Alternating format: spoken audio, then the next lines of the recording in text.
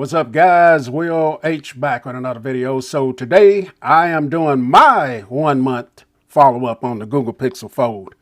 So you're going to see a lot of creators and different people on social media everywhere. They don't have to just make videos talking about their experience after 1 month with this device. So in my opinion, this device is a go. It does have some shortcomings, but I think Google did an excellent job with this device straight out the bat. Out the gate. Now, big question is it worth $1,800? Well, what I like to say, that's going to be up to the guy or lady that purchased the device. It's going to be their decision if it's if it's worth for $1,800. If you pay that much. I didn't pay that much for mine. They had some great trade-in deals going on. I was able to get rid of my iPhone 13 Pro for $850, I think, or something like that. So I didn't really pay that much for it. So for what I paid for it, I think I got a great deal for this device. I'm very happy with this device. I like it, and I'm gonna keep using it. This has my #1 SIM in it. I was using the iPhone 14 Pro Max that I'm using to record this video. That was my daily driver. Now this is, and I love it. Comes with some shortcomings as well. We'll get into that as well. So talking about the build quality, this is excellent. This is a great build quality, premium, looks very professional. You go out somewhere, it's definitely going to demand some attention. People are going to want to know what type of phone that is, especially when you do this. So now you're flexing on them, and I've unintentionally, I've done that. People are like, man, what is that? You know, they want to know if it's the Samsung. They know, some people know about the Samsung foldable phone, but this is not Samsung. This is Google. So the build quality is great on it. The buttons all feel solid, no wiggle, no anything. They're just solid. Bottom of it, you guys can see that this is, it has a little weight, 9.9 ounces, but it's, you get used to it. It's pretty thin for what it is. There's that excellent hinge right there that you can put in any orientation. You can use this in this mode here. You can use it in tent mode. You can use it in laptop mode. So you got options with this device. And this is not the only fold device that can do that, but at this form factor, how small it is, feels great in the hand, looks great as well. So you got all your ports, speakers. You got 2 speakers on here that sound good. They're not going to blow you away, but if you listen at your content, you're going to be good.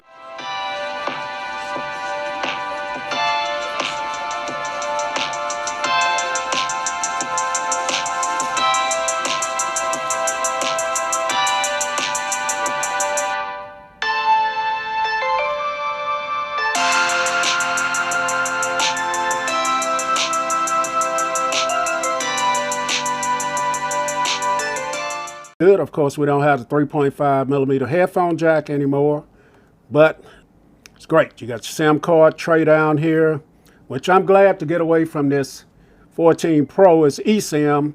I change phones too much, man. My #1 device has to have a SIM card. So if Apple comes out with the 15 and it still has the eSIM, I'm not getting it. So let's get off of that Apple trip there, but I'm not picking it up. That's what I say now, though. So you got your camera bump right here, back here.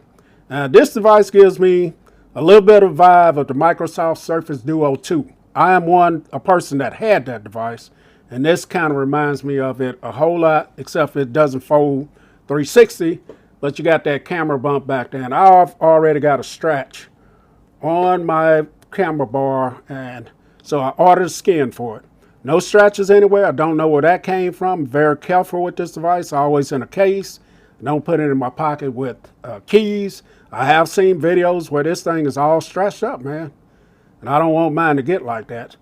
So build quality is excellent. You got that camera bar sticking out back there, which is, it's okay. You got an excellent fingerprint sensor here that works every time. The device does have great haptics as well when you're typing. The Face ID works pretty good. Let's see if it will pick me up behind the camera. Does work good, but in low light, it's going to struggle a little bit. But overall, the fingerprint and the Face ID, you can get into the device very quick. Now, one thing I don't, since we're talking about the build quality, you guys see I'm holding this in my left hand. I'm a right-handed guy predominantly, right, and everything with my right hand. Hold all my devices with my left hand. This sharp corner here digs into my left hand right there. This is just how I use my devices. In the left hand, I don't know why, but you guys see I have my fingerprint right here. I can get in. This is just how I like. And it kind of jabs me in my hand right there. When I got a case on it, it's not as bad. Now, let's talk about this 5.8-inch display here. Very colorful, as you see, with my wallpaper here. Now, typing on this device is great. It's a little bit wider. This is what most people wanted. Let's go into X. Used to be Twitter. And I'll bring up the keyboard here. So I'm much able and capable of typing without mistakes with this keyboard right here. Glad that it's there. Swiping, everything is great. Now, where sometimes this is an issue, let's go back here and go back home. I wish it was a little bit taller. Sometimes content is not filling up enough on here. So a little bit taller would be great, but get the size, the width of it. Now that's going to make the device a little bit heavier and stuff like that. I understand that, but just a little bit taller for me. Now a lot of people may not, want that, but this is great for watching your movies and stuff, or your YouTube or whatever. You prop it up like that, man, and it's got a great aspect ratio right here, and you got minimal bezels going around here. So you talk about the front-facing camera. Now, I'm not going to talk specs and all that. The front-facing camera takes great photos and video as well, because I made a video about a wireless microphone. I used the front-facing camera on that. It came out great, man. Great camera on the front of it right here. And the back cameras are nice. Like I said, I'm not talking megapixels and all that. I'm talking about everyday use. Takes excellent photos, night photos. Video is pretty good. It could be a little bit better. The mics are excellent on this. Work well. Haven't had any issues with the mics. And the cameras are just great on this. That's the ones on the outside. This is the Obsidian color. As you guys see, I've been touching this the whole time. Doesn't really pick up fingerprints. Now the reason I went with this color, I didn't want the porcelain color. On my Z Fold 4 that I had the beige one, and over time it's too flashy for me. I didn't want a device that was that flashy, so I ended up going with a more subtle color, and that's the reason I got this. And I'm pretty happy with this. I like this color, but I got a scan coming for this to cover this up to keep it from getting scratched up. Haptics are nice on this when you need the haptics. Face ID works well, and the fingerprint sensor good as well. So that is pretty much it on the outside. Speakers, talked about those. They are great, sound great. If you're watching your movies and things like that, the speakers are great. They are loud for a phone. So battery life. Let's go ahead and talk about battery life. I'm getting about 5 hours worth of battery life. I'm someone that can make this last all day. I do carry 2 phones. I do have my S23 Ultra using with Mint Mobile, and I'm not someone that's going to sit there and be on the phone all day, just constantly on X, Twitter, Instagram, all of those social media sites. I just don't do it. I'll pop in, pop out, get back to what other things that I got going on. I will use this for watching videos from time to time, or watch a movie or something like that when I open this device up. So battery life's going to last me about 5 hours. And normally that's enough for me to make it to work and back, taking it off the charger about 9 or 10 o'clock in the daytime. So that's battery life so far. It's not good. And I'm not on beta 14. I'm just using it just as it came. So let's go ahead and open this up and talk about the 7.6-inch display. Now we do have bezels around here. And after a while, I don't see them. I see them now that we're talking about it. You got this little camera right here, which I don't even know if I even tried that camera, so I can't I can't really tell you about that camera right there, but it is a camera there, and I just don't know. But the bezels, you do not see them after a while. You do feel this little edge that they have here. And of course, you're going to have the crease. Crease is there. These are foldables, and I don't know if that's going to go away anytime soon. You guys see my device doesn't open completely flat. A lot of people say theirs do. Mine doesn't, and maybe it's a certain batch of them that's opening flat. Mine doesn't. Opening this up and using it, as you guys see, the display is very colorful, bright. Talking about brightness too. Outside, it could be a little bit brighter. Depends on what I'm looking at outside. It could be bright enough, and sometimes it depends on what you're looking at.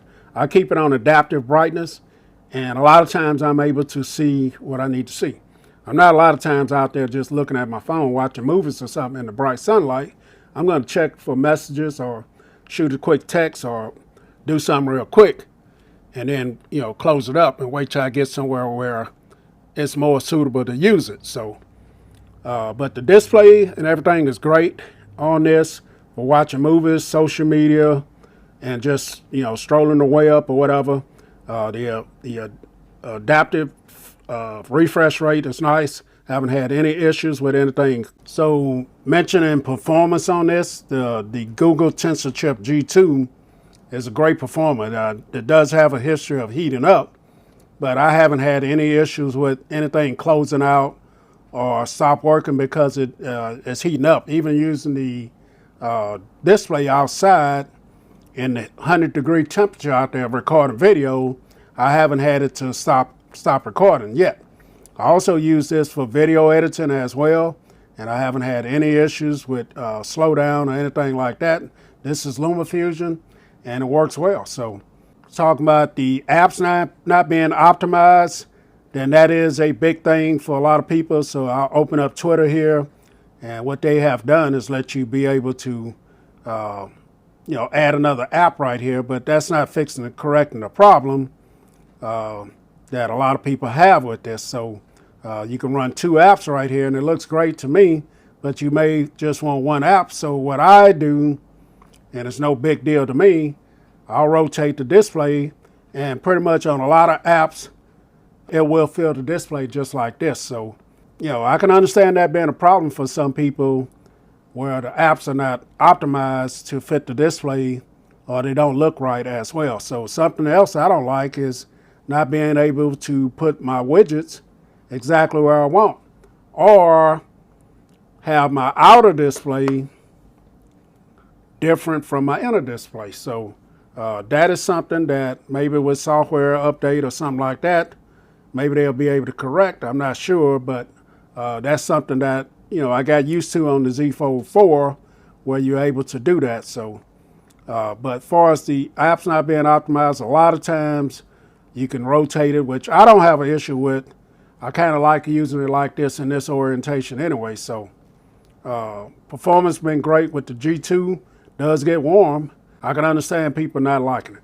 Phone calls on this have been good. Using a speakerphone is good. Using the earpiece, I should say, been good. Speakerphone, people tell me that I sound muffled. I thought at first it was the case that I was using. Took the case off, make sure I wasn't covering any microphones. And I did hear the average tech guy say the same thing.